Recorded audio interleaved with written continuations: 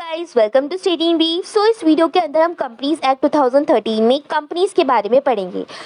Companies act 2013 के according जो company होती है वो एक एसोसिएशन ऑफ इंडिविजुअल है जो कि लॉफुल पर्पस के लिए बनाई जाती है एंड ये रजिस्टर्ड होती है अंडर द कंपनीज एक्ट 2013। अब जो कंपनीज होती है वो जनरली एक सेपरेट लीगल एंटिटी होती है जिसके अपने खुद के राइट्स होते हैं एंड अपनी खुद की लायबिलिटीज़ भी होती है मेंबर से अलग। क्योंकि सेपरेट लीगल एंटिटी है तो इसके जो राइट्स होते हैं एंड जो लायबिलिटीज़ होती है कंपनी की वो मेंबर से बिल्कुल अलग होती है। नाउ लेट्स सी कि कंपनीज की क्या क्या कैरेक्टरिस्टिक्स होती हैं। पहली कैरेक्टरिस्टिक है सेपरेट लीगल एंटिटी, यानी कि जो एक कंपनी है उसकी सेपरेट लीगल एंटिटी होती है, अपने मेंबर से अलग पहचान होती है किसी भी कंपनी की। यानी कि इसके अंदर कंपनी के पास अपनी खुद की प्रॉपर्टी होती है, वो कोई भी कॉन्ट्रैक्ट में अपने नाम से एंटर कर सकती है कंपनी एंड कंपनी किसी को भी स्यू कर सकती है मतलब कोर्ट के अंदर एंड स्यूड भी हो सकती है अपने खुद के नाम पर। Second is limited liability. अब जो कंपनीज होती है उसके पास एक एडवांटेज है लिमिटेड लाइबिलिटी का। लिमिटेड लाइबिलिटी का मतलब होता है कि जो शेयर होल्डर्स होते हैं उनकी जो लाइबिलिटी होती है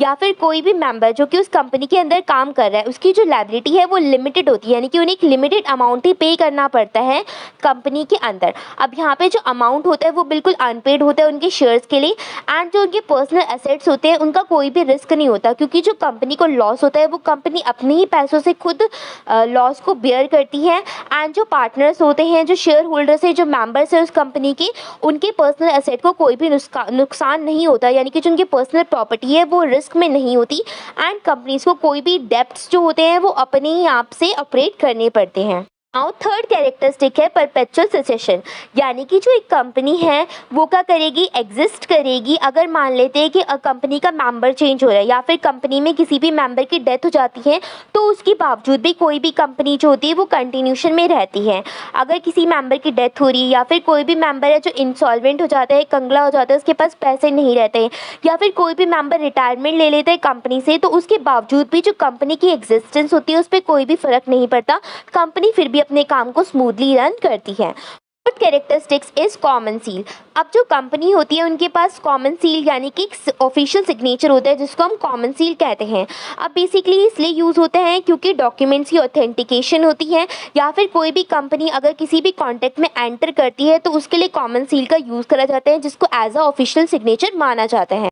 one is transfer of shares, यानी कि जो कंपनी होती है एंड जो कंपनी के शेयर्स होते हैं वो फ्रीली ट्रांसफरेबल होते हैं, कंपनी अपने शेयर्स को ट्रांसफ़र कर सकती है लेकिन उनके ऊपर कुछ कंडीशंस लगाई जाती हैं एंड ये सारी कंडीशंस आर्टिकल ऑफ एसोसिएशन जिसको हम AOAB कहते हैं उसमें मेंशन होती है।